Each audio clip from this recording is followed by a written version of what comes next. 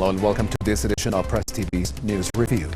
India has reported an increasing number of hate crimes and attacks against Muslims since the coronavirus outbreak began. The attacks came after the Indian government and Hindu extremists say 30% of coronavirus cases in the country were linked to a meeting of Muslims in March. Munawar Zaman has more.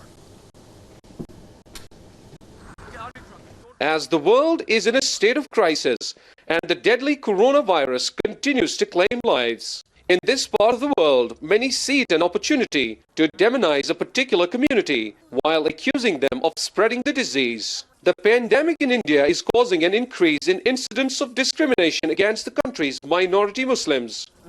There is no doubt that what is happening today is part of a long ideological battle. In fact, at least 100 years old. When it was 100 years ago that Mahatma Gandhi came to India and from South Africa and took leadership. And in the 30 years that he led our freedom struggle, the central idea was an inclusive country for all. It was 100 years ago that the Hindu Mahasabha and then the RSS, which is the ideological lodestar of the present government, was constituted, and they have battled for a different kind of India.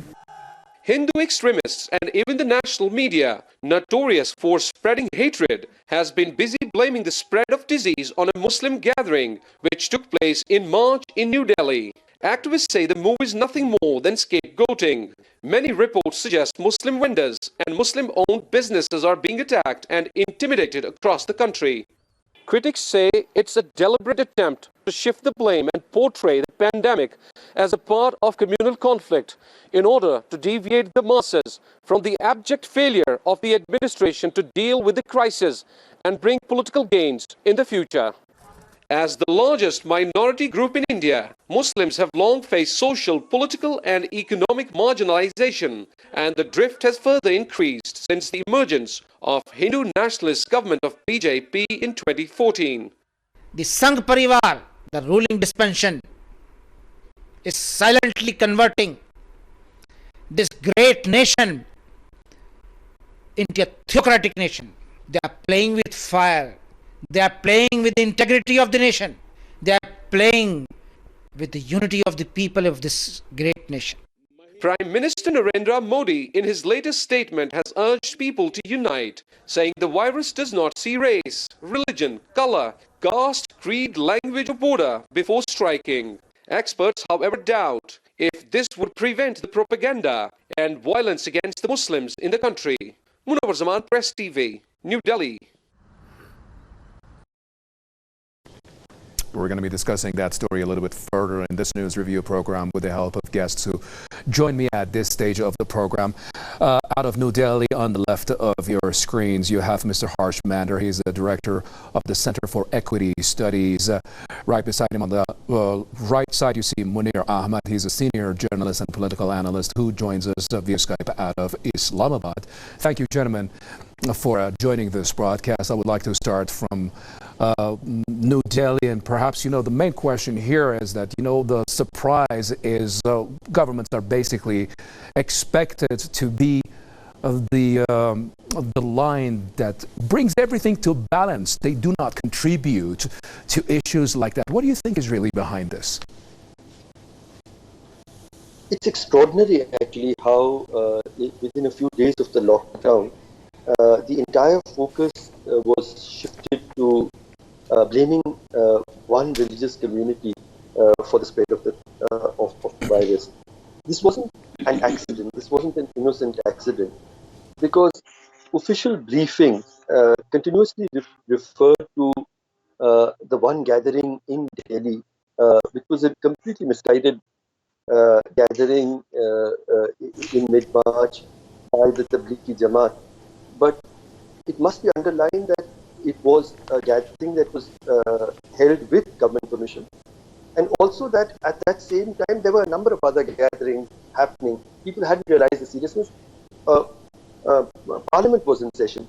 There were a number of other religious gatherings across the country as well. So, when you start portraying in your official briefings day after day after day that these viruses were caused because of this one gathering, there's also a statistical bias. If you actually have very limited number of tests, but most of those tests for several days are surrounding those who participated in that gathering and those who related to them. You will get a much larger figure. This was followed by a number of news channels which are very close to the government, also then portraying this in a very anti-Muslim kind of light, and then a whole social media campaign of fake videos, which actually were completely fake videos showing Muslims spitting on vegetables or coughing into other people's faces so that they could get them infected. And all of this together has created an extraordinary, propaganda that actually Muslims are somehow centrally responsible for the spread of the virus in India. At a time when we really needed most of all to come together in solidarity, rich and poor, Hindu and Muslim, fighting this battle together, we've seen this enormous poisoning of the political and social discourse while confronting this state right. Okay. All right. Munir Ahmed in Islamabad, what do you think about this? Of course, Mr. Mander here just explained that it was not only the issue of that gathering. That gathering, like many other gatherings, is something that has been authorized by the governments. It's ironic, really, that the government itself right now comes in and, puts the finger on blame on the Muslim population for the spread of the coronavirus for that particular gathering.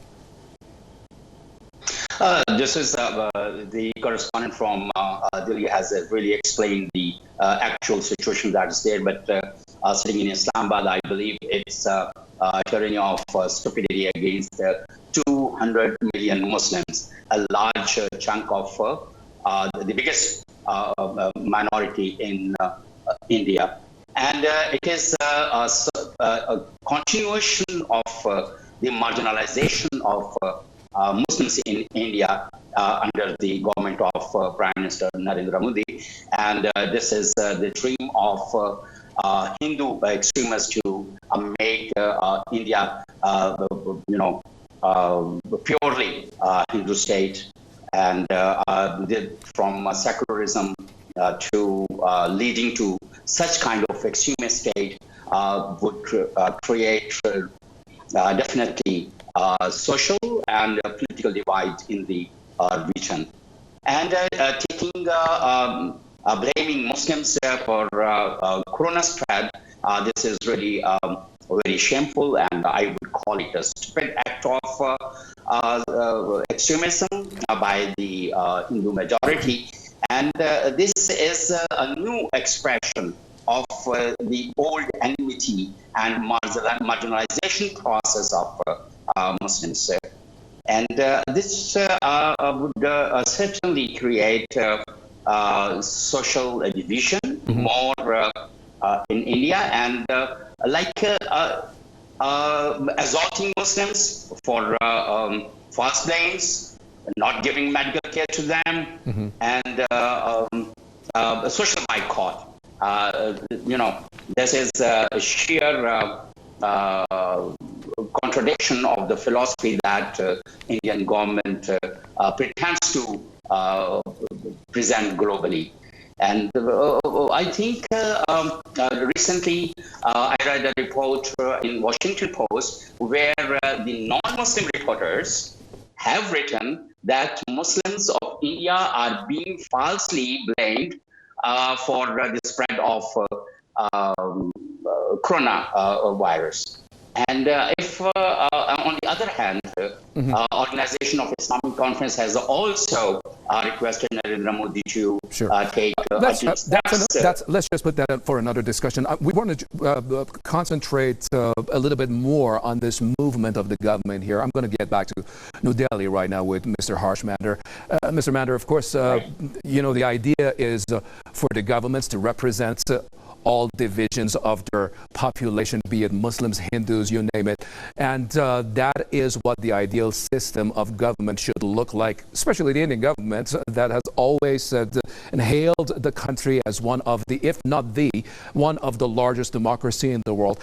How in line do you think moves like this, and where do you think they're going to end when you have a situation where you are basically antagonizing a division of the population there in a country as colorful in terms of theology as India is? Where do you think this is going to lead? Are they going to basically, what's the aim here? Do you think that they're moving towards making India look or be in essence a Hindu country? What is this going to lead to, do you think? See, I think that India's entire freedom struggle was centered around the idea of a country that belongs equally in every respect to people of every faith. That is what India chose to be after partition. It is what was written into our constitution. It is what a lot of us Indians of different faiths are most proud of, that we are a country which is very rich in its diversity, in accepting every religious faith and giving it respect, and our culture is really an amalgamation of all of this. But we must remember that the present government has a completely different idea for India. It belongs to an ideological stream which believes in a Hindu nation, and which never reconciled with the secular constitution of India, which is based on equal rights. And I think that what we are seeing now is part of this larger project. And it has been preceded actually just before the coronavirus. There was the changes in India's citizenship law, which many of us came onto the streets to oppose, and many other measures, which are in the constitution might talk about equal rights, but in effect these are being watered down one by one. And I think that what we are seeing today is an extremely unfortunate manifestation of that same ideological project of the ruling party, but it is not a project of the Indian people. And I think that there's a majority of Indians of Hindu identity who have continued to fight the politics of hate, and I am sure that we collectively will prevail. Okay. Munir Ahmed in Islamabad, of course, Mr. Mander, again, saying this is not the will of the people, but nevertheless, people will get to be played in the hands of the governments who have actually ideas like this. But I want to bring out something, take you back a little bit, back just a few months before. If you remember, the flames were high of the skirmishes that were happening between Hindus and Muslims. This is not new. It seems to me that this coronavirus thing was just a new chapter, basically used by the government to renew those flames. Don't you think? And if that's the case, to you, where do you think this is going to lead to? This would lead like more disintegration of Indian society. Most of the intellectuals and the politicians are not in favor of the extremist Hindu approach, and they are raising their voice. On the other hand, a segment of Indian population, the Hindu extremists, they are taking all their efforts to exclude Muslim minority from the mainstream trade, from the mainstream social and political arena. And this would certainly, as like OIC has this time very quickly has responded to the situation in India, and they have asked Prime Minister Narendra Modi to take urgent steps to stop such kind of vilification against Muslims. And India and Hindus, especially the extremist Hindus, should take note of the situation that if it continues, this integration of Muslims in India. Hindus are also living in other Muslim states. If unanimously Organization of Islamic Conference or some other bloc in the Muslim states take that, they would be they would go on lodging communities, Hindu communities in their countries, that would be a backlash. in Pakistan, we have taken so much care of our Hindu minority and other minorities as well. But we, as everyone knows in the world, that we also have some hardliners, hardliner Muslims in Pakistan. And if, God forbid, like if they take such kind of situation to revenge, then Hindu minorities in Pakistan would be in sheer danger. And the backlash will not stop here. And that's why on the other hand, some other states have also asked Narendra Modi to stop such kind of vilification of Muslims. And the international media, the non-Muslim international leading media, is also urging to stop such kind of vilification.